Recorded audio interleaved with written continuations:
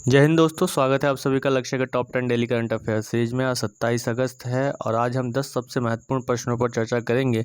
ऐसे प्रश्न जिनका संबंध रोज के समसामयिक विषयों से होता है और हमारे जो आने वाले कॉम्पिटिटिव एग्जाम्स हैं, प्रतियोगी परीक्षाएं हैं, उसमें करंट अफेयर्स से रिलेटेड क्वेश्चंस आराम से पूछे जा सकते हैं। तो इसी के साथ ही चलते हैं आज के अपने पहले प्रश्न पर। तो आज का हमारा पहला प्रश्न है कि अंतर्राष्ट्रीय बाघ दिवस कब मनाया जाता है। बहुत ही महत्वपूर्ण प्रश्न है और इसका उत्तर क्या होगा? 29 जुलाई, 30 जुलाई या 1 जुलाई। तो इसका उत्तर होगा 29 जुलाई। 29 जुलाई को प्रतिवर्ष अंतर्राष्ट्रीय बाघ दिवस मनाया जाता है और यह दिवस बाघों के संरक्षण के संबंध में जागरूकता फैलाने के लिहाज से मनाया जाता है। देश का राष्ट्रीय पशु होने के नाते बाघ भारत के लिए खास अहमियत रखता है।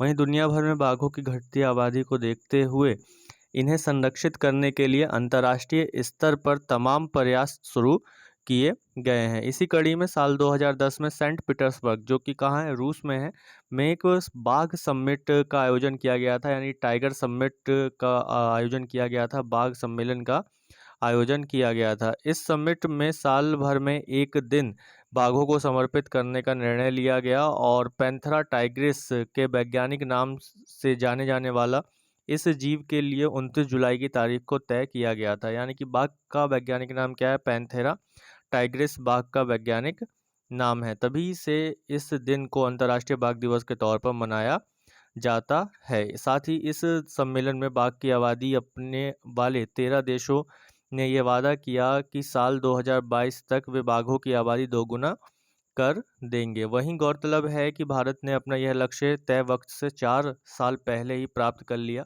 यानी कि 2018 में ही बाघ ने अपने यहाँ की संख्या को दोगुना कर दिया था। बाघों का ज़्यादातर पर्यावास वन क्षेत्रों में होता है, लेकिन मौजूदा वक्त में जंगलों की अंधाधुंध कटाई के चलते बाघों का पर्यावास, यानी कि जो उनके रहने का स्थान है, उन पर काफ़ी बुरा प्रभाव पड़ा है। इसीलिए वन क्षेत्रों को बढ़ाना और संरक्षित रखना बाघ संरक्षण के लिए सबसे बड़ी चुनौती है। बाघों के संरक्षण के मकसद से साल 1973 में केंद्र सरकार ने प्रोजेक्ट टाइगर योजना की शुरुआत की थी। इस प्रोजेक्ट का उद्देश्य भारत में उपलब्ध बाघों की संख्या ने के वैज्ञानिक, आर्थिक, सांस्कृतिक और पारिस्थितिक मूल्यों का संरक्षण सुनिश्चित करना था। वहीं इसके तहत अब तक भारत में कितने टाइगर रिजर्व बन चुके हैं? 52 टाइगर रिजर्व, 52 टाइगर रिजर्व बन चुके हैं। 2018 की अखिल भारतीय बाघ अनुपान रिपोर्ट के अनुसार भारत में बाघों की संख्या 2967 है।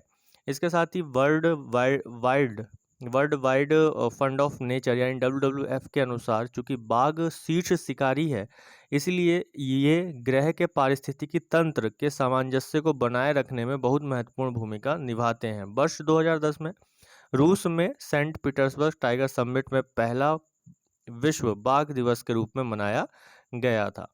तो इसी के साथ ही चलते हैं वीडियो के अगले और एक और महत्वपूर्ण प्रश्न पर दोस्तों, कि हाल ही में किस देश को यूनाइटेड नेशन सिक्योरिटी काउंसिल यानी UNSC की अध्यक्षता सौंपी गई? जिन जिन लोगों को आंसर पता है वो कमेंट बॉक्स में जरूर आंसर डालें मेरे आंसर देने से पहले, ताकि आप लोगों को, जो अगर आपने पहले पढ़ा हुआ है तो आपका रिवीजन भी हो अच्छे से, और अगर नहीं भी पढ़ा हुआ है तो कोशिश करें देने की, ताकि आपको जब सही आंसर मिले तो आप अपने गलत आंसर के परिक्षेप में उस चीज़ को याद रख सकें।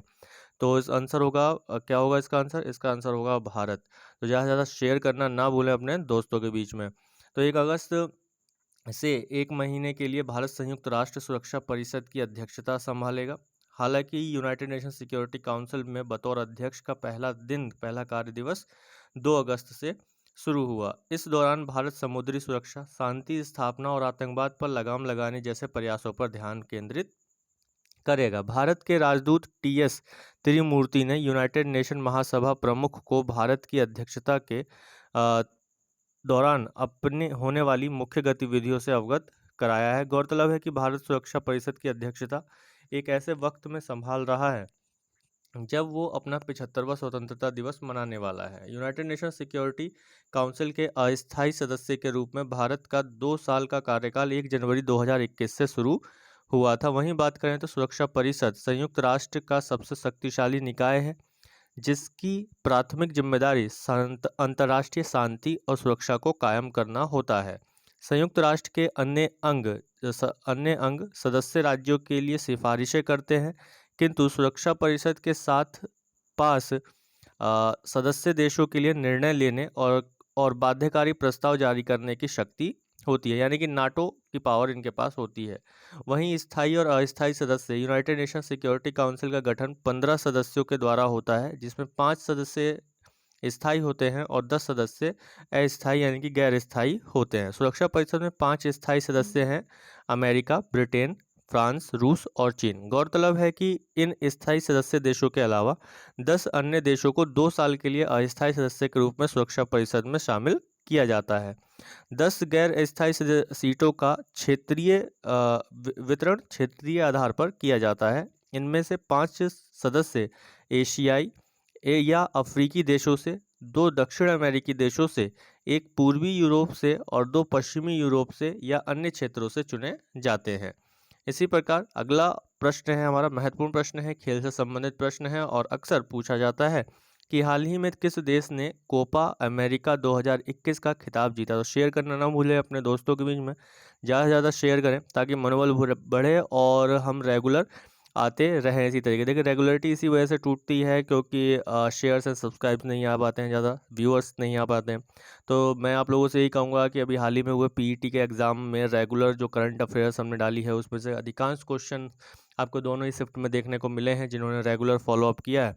तो अगर आप इसी तरीके के करंट अफेयर्स रेगुलर चाहते हैं तो शेयर कीजिए, ज़्यादा से ज़्यादा शेयर कीजिए अपने दोस्तों में और चैनल को आगे बढ़ाइए। तो क्वेश्चन आप लोगों ने देखा, ऑप्शंस भी देखा कि ब्राज़ील, पेरू, अर्जेंटीना, कनाडा। तो इसका आंसर क्या होगा दोस्तों? इसका आंसर होगा अर्जेंटीना। तो हाल ही में अर्जेंटीना ने ब्राज़ील को हराकर कोपा अमेरिका 2021 का फाइनल जीता है और अर्जेंटीना ने 28 साल बाद पहली बार कोपा अमेरिका का खिताब जीता। अर्जेंटीना ने रियो डी जनेरियो के माराकाना स्टेडियम में ब्राज़ील को हराया है। रियो डी जनेरियो कहाँ है? यह भी ब्राज़ील में एक जगह है। अर्जेंटीना की सीनियर टीम के साथ लियोनेल मेसी की यह पहली बड़ी ट्रॉफी है।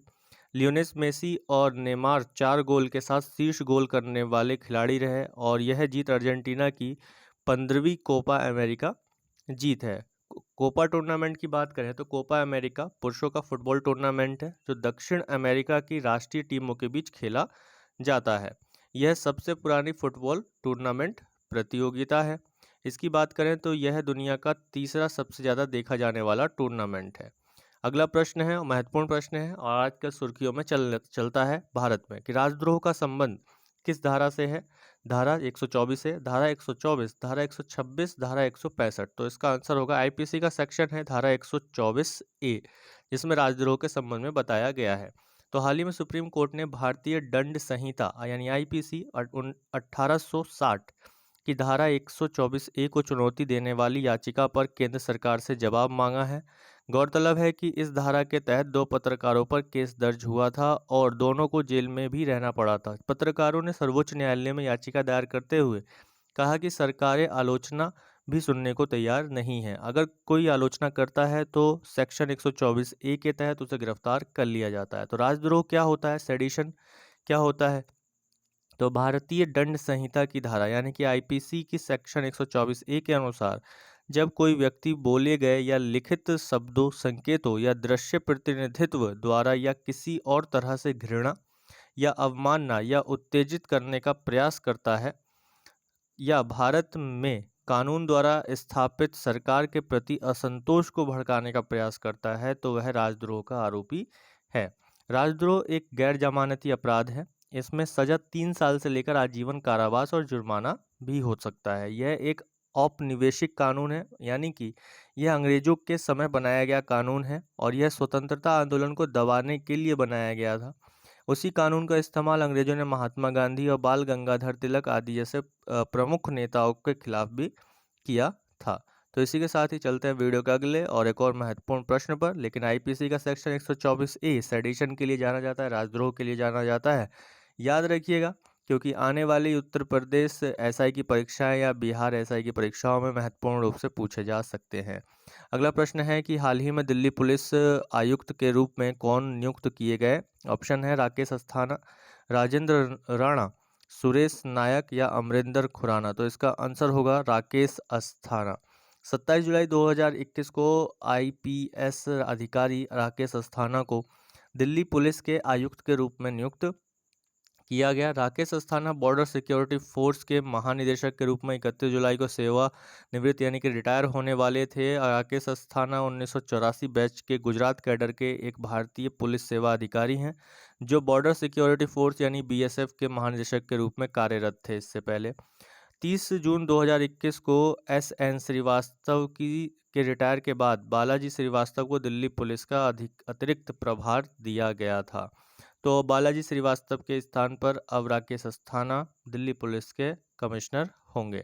तो राकेश अस्थाना पहले नागरिक उड्डयन सुरक्षा ब्यूरो यानी कि bureau of civil aviation security और नारकोटिक्स कंट्रोल का नेतृत्व कर चुके हैं। तो अगला और एक और महत्वपूर्ण प्रश्न खेल से ही संबंधित है कि हाल ही में किसने ग्रैंड स्लैम विंबलडन का खिताब जीता है। शेयर करना ना भूलें, जल्दी से जल्दी शेयर करें, अपने ज़्यादा से ज़्यादा शेयर करें, लाइक जरूर करें। ठीक है, एक टारगेट रखते हैं 30 लाइक का, बहुत ही छोटा टारगेट है। आशा करूंगा कि आप लोग कंप्लीट करेंगे इस टारगेट को अपने दोस्तों के माध्यम से, स्वयं के माध्यम से। तो ग्रैंड स्लैम विंबलडन का खिताब जीता किसने? Roger Federer, Rafael Nadal, Matteo Berrettini या नोवाक जोकोविच। तो इसका आंसर क्या होगा? इसका आंसर होगा नोवाक जोकोविच। तो हाल ही में अभी नोवाक जोकोविच ने ग्रैंड स्लैम विंबलडन का खिताब जीता है। मौजूदा चैंपियन वर्ल्ड नंबर 1 सर्बियाई टेनिस खिलाड़ी नोवाक जोकोविच ने वर्ष के तीसरे ग्रैंड स्लैम विंबलडन का खिताब जीत लिया है। उन्होंने खिताबी मुकाबले में रविवार को इटली के मैटिनियो बेरेटिनी को 3 घंटे 23 मिनट तक चले फाइनल में 6-7, 6-4, 6-4, 6-3 से हराया। उनका यह छठा विंबलडन खिताब है, जबकि कुल 20वां ग्रैंड स्लैम इसके साथ ही उन्होंने रोजर फेडरर और राफेल नडाल के रिकॉर्ड की भी बराबरी कर ली है। इसी के साथ देखा जाए तो विंबलडन चैंपियनशिप के बारे में जाने तो यह 4 ग्रैंड स्लैम टेनिस टूर्नामेंट में से एक है। अन्य tournament Australian open, French open और यूएस ओपन है। इन सब का संबंध किससे? टेनिस के खेल से है। विंबलडन एकमात्र प्रमुख टूर्नामेंट है जो अभी भी पारंपरिक टेनिस खेलने की तरह की सतह घास पर खेला जाता है। विंबलडन चैंपियनशिप दुनिया भर में सबसे पुराना टेनिस टूर्नामेंट है। इसे व्यापक रूप से सबसे प्रतिष्ठित चैंपियनशिप माना जाता है। यह 1877 से विंबलडन लंदन में ऑल इंग्लैंड क्लब में आयोजित किया गया था। यह आउटडोर ग्रास कोर्ट पर खेला जाता है। यह टूर्नामेंट पारंपरिक रूप से जून के अंत और जुलाई की शुरुआत में 2 सप्ताह में होता है। नोवाक जोकोविच की बात करें तो नोवाक जोकोविच एक सर्बियाई पेशेवर टेनिस खिलाड़ी हैं जिन्हें एसोसिएशन ऑफ टेनिस प्रोफेशनल्स के द्वारा विश्व का नंबर 1 के रूप में स्थान दिया गया है। इसी के साथ ही चलते हैं वीडियो के अगले और एक और महत्वपूर्ण प्रश्न पर। तो अगला प्रश्न है कि हाल ही में ई रूपी किसने लॉन्च किया है? तो ऑप्शन है आपके सामने पीएम नरेंद्र मोदी, रविशंकर प्रसाद, निर्मला सीतारमण या राजनाथ सिंह। तो इसका आंसर होगा पीएम नरेंद्र मोदी। 2 अगस्त को प्रधानमंत्री श्री नरेंद्र मोदी द्वारा इलेक्ट्रॉनिक वाउचर पर आधारित एक डिजिटल पेमेंट सिस्टम जिसका नाम क्या है? ई रूपी लॉन्च किया गया। यह देश की अपनी डिजिटल करेंसी के रूप में भारत का पहला कदम है। ई रूपी एक नगद रहित यानी कि कैशलेस और डिजिटल भुगतान प्रणाली माध्यम है जो एसएमएस स्ट्रीमिंग या एक क्यूआर कोड के रूप में लाभार्थी को प्राप्त होगा। आसान शब्दों में आपको बताएं तो यह एक गिफ्ट वाउचर की तरह होगा जिसे बिना किसी क्रेडिट या डेबिट कार्ड या मोबाइल ऐप या इंटरनेट बैंकिंग के इस्तेमाल किया जा सकेगा।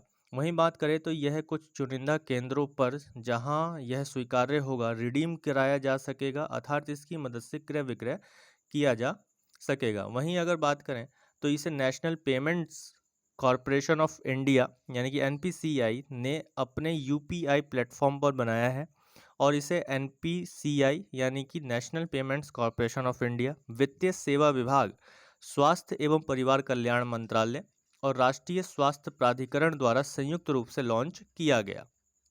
यह सिस्टम पर्सन स्पेसिफिक और पर्पज स्पेसिफिक होगा, यानी कि जिस विशेष व्यक्ति को यह दिया गया है, जिस विशेष कार्य के लिए खर्च करने के लिए, उसी के लिए ही इसका खर्च किया जा सकता है और वही व्यक्ति ये कर सकता है। ई रूपी के जरिए बिना किसी फिजिकल इंटरफेस के सेवा के प्रदाताओं को लाभार्थी के साथ कनेक्ट कराया जा सकेगा।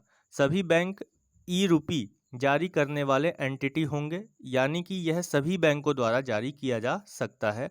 तो ई रूपी सभी बैंकों द्वारा जारी किया जा सकता है, किसी एक स्पेसिफिक बैंक का नाम नहीं लिया गया। तो क्वेश्चंस नॉर्मल बन जाते हैं और उसमें किसी एक बैंक को पूछ लेता है और एक ऑप्शन होगा कि सभी बैंकों के द्वारा, तो यहाँ पर सभी बैंकों के द्वारा आराम से आंसर हो जाएगा। और गुमराह करने के लिए एसबीआई, पीएनबी इत्यादि बैंकों के नाम दिए जा सकते हैं। तो किसी भी कॉरपोरेट या सरकारी एजेंसी को व्यक्ति विशेष या किसी उद्देश्य के साथ भुगतान किया जाना, इसे लेकर सहयोगी सरकारी या निजी बैंक से संपर्क करना होगा। लाभार्थी की पहचान मोबाइल नंबर के जरिए होगी और सेवा प्रदाता को बैंक एक बाउचर आवंटित करेगा जो किसी व्यक्ति विशेष के नाम पर होगा और यह केवल उसी व्यक्ति को ही डिलीवर किया जाएगा। सरकार के मुताबिक ई रूपी के जरिए कल्याणकारी योजनाओं की डिलीवरी में भ्रष्टाचार कम होगा। तमाम तरह के सब्सिडी में होने वाले लीकेज पर भी अंकुश लगेगा। सरकार के मुताबिक निजी सेक्टर भी अपने एम्प्लॉय वेलफेयर एवं कॉरपोरेट सोशल रिस्पॉन्सिबिलिटी कार्यक्रमों के अंतर्गत इन डिजिटल वाउचर्स का उपयोग कर सकती है। इसी के साथ ही चलते हैं दोस्तों वीडियो के अगले और एक और महत्वपूर्ण प्रश्न पर। नोट्स बनाते रहिए, साथ में शेयर जरूर करें, लाइक जरूर करें और सब्सक्राइब जिन्होंने अभी तक नहीं किया सब्सक्राइब जरूर करें। कि हाल ही में केंद्र सरकार ने किस केंद्र शासित प्रदेश को पूर्ण राज्य का दर्जा देने के लिए राज्यसभा में कहा? दिल्ली, पुदुचेरी, जम्मू कश्मीर या लद्दाख? तो इसका आंसर होगा जम्मू कश्मीर।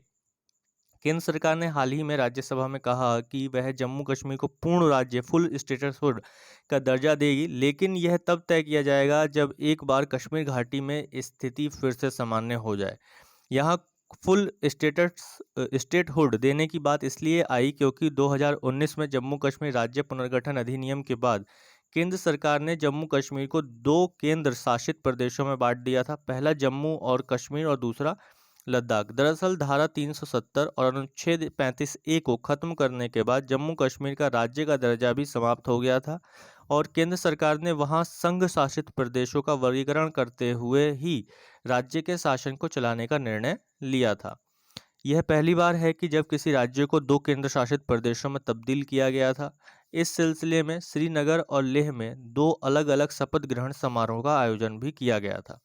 जम्मू कश्मीर पुनर्गठन अधिनियम 2019 कहता है कि 2 केंद्र शासित प्रदेशों के गठन का दिन 31 अक्टूबर है और यह मध्य रात्रि यानी कि बुधवार और बृहस्पतिवार को अस्तित्व में आए थे। वहीं राज्य के विशेष दर्जे को खत्म करने और इसके विभाजन की घोषणा 5 अगस्त को राज्यसभा में की गई थी।